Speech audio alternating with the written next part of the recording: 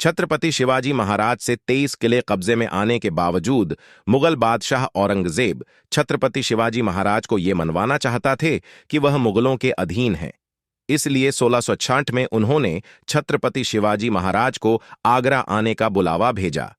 जय सिंह ने उनसे कहा कि औरंगजेब उन्हें किसी खास कारण से आगरा बुला रहे हैं, हो सकता है कि वो उन्हें दक्कन का वायसराय बना दें। छत्रपति शिवाजी महाराज को बादशाह औरंगजेब की मंशा पर भरोसा नहीं था, इसलिए उन्होंने जाने से इनकार कर दिया। इसके बाद बादशाह औरंगजेब ने छत्रपति शिवाजी महाराज को एक खत भिजवाया। खत कुछ इस प्रकार था, आपको बतौर शाही सम्मान आगरे का न्योता दिया जाता है। मन में बिना कोई संकोच रखे आप यहां आएं। इस खत से साथ आपकी खिदमत में 1 लाख रुपये पेशगी और एक खिलत यानी कि शाही पोशाक भी भिजवाई गई है। न्योता कबूल करें। बादशाह औरंगजेब के दरबार में छत्रपति शिवाजी महाराज 9 मई 1666 को आगरा पहुंचे। साथ में कुछ घुड़सवार भी थे। छत्रपति शिवाजी महाराज को बादशाह औरंगजेब के तेवर तभी समझ आ गए जब 9 मई को उन्होंने व्यस्तता का बहाना बनाकर छत्रपति शिवाजी महाराज से मिलने से इनकार कर दिया। इसके बाद उन्होंने 12 मई को छत्रपति शिवाजी महाराज को दरबार में पेश होने का बुलावा भेजा। छत्रपति शिवाजी महाराज नियत समय पर मुगल दरबार पहुंचे। दरबार में बादशाह औरंगजेब ऊंचे तख्त पर बैठे हुए थे। दीवाने आम में एक एक कर लोगों की पेशी हो रही है। मामले सामने लाए जा रहे हैं और बादशाह एक एक कर उन्हें निपटा रहा है। तभी दरबान कहता है, शिवाजी राजे हाजिर हों। राजा जय सिंह का बेटा कुंवर राम सिंह शिवाजी महाराज के पास जाता है और शिवाजी महाराज और उनके बेटे युवराज संभाजी को औरंगजेब के सामने पेश करता है। शाही तौर तरीकों के हिसाब से शिवाजी महाराज बादशाह औरंगजेब को 3 बार सलाम करते हैं और नजराने में कपड़े और अशर्फियां पेश करते हैं। ये शिवाजी महाराज और बादशाह औरंगजेब की पहली मुलाकात है। बादशाह औरंगजेब एक नजर फेरता और फिर से गर्दन ऊंची कर लेता। गर्दन झुकाने का मतलब था सामने वाले को अपने कद के बराबर लाना। इस वाकये के बारे में इतिहासकार बताते हैं कि इस चंद लम्हों की मुलाकात में ही एक बादशाह ने दूसरे सम्राट को पहचान लिया था। उसे समझ आ चुका था कि ये कोई आम इंसान नहीं है। अगर इसे आजाद छोड़ दिया गया तो आने वाले वक्त में ये मुगलों के लिए बड़ी मुसीबत का कारण बन सकता है। हेकड़ी जमाने के लिए उसने अपने दरबान से कहा कि शिवाजी महाराज को दरबार में पीछे खड़ा किया जाए। ये वो जगह थी जहां तीसरे दर्जे के मनसबदार खड़े हुआ करते थे। शिवाजी महाराज को औरंगजेब से इतने रूखेपन की उम्मीद नहीं थी। खत में उसने जहां इतनी मीठी मीठी बातें लिखीं, वहीं दरबार में उसने शिवाजी महाराज से बहुत रूखा बर्ताव किया।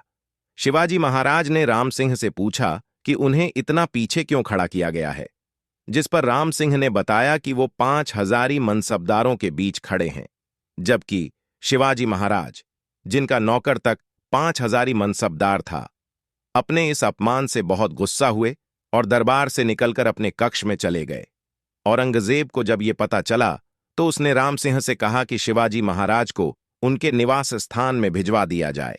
शिवाजी महाराज की नजरबंदी शिवाजी महाराज के लिए रहने की व्यवस्था आगरा से बाहर जयपुर सराय में की गई थी।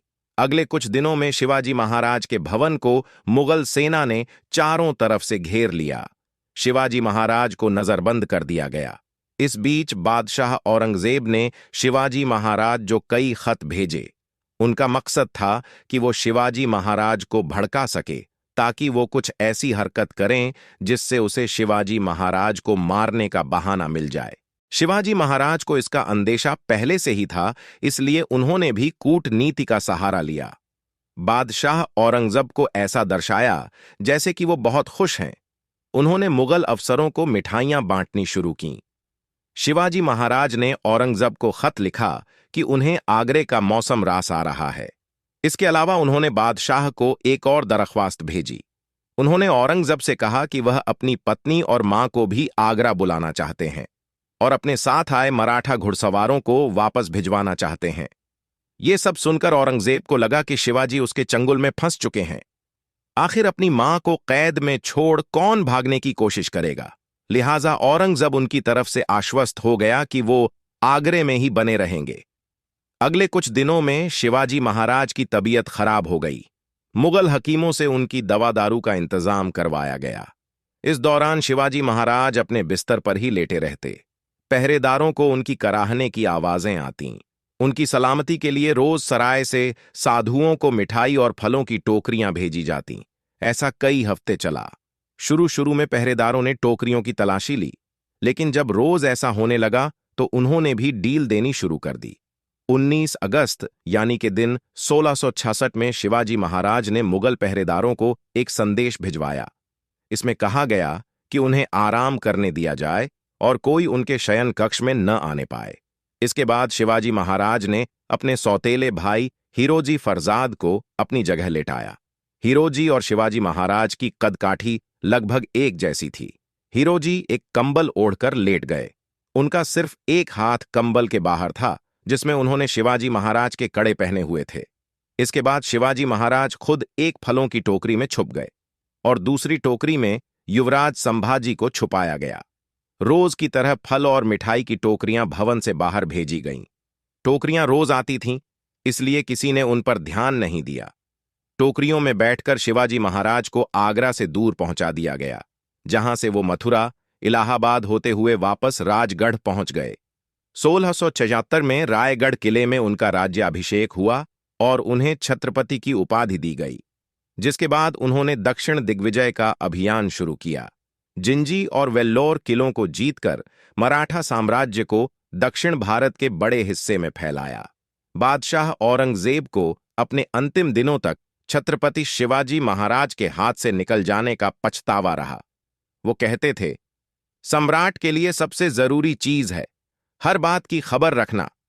1 मिनट की लापरवाही जिंदगी भर की शर्मिंदगी का कारण बन सकती है। उस दिन से जब शिवा के भाग निकलने के कारण मैं अपनी जिंदगी के आखिरी दिनों में भी इन लड़ाइयों में फंसा हुआ हूं। ये वीडियो अच्छा लगा तो लाइक, शेयर और सब्सक्राइब करो। धन्यवाद।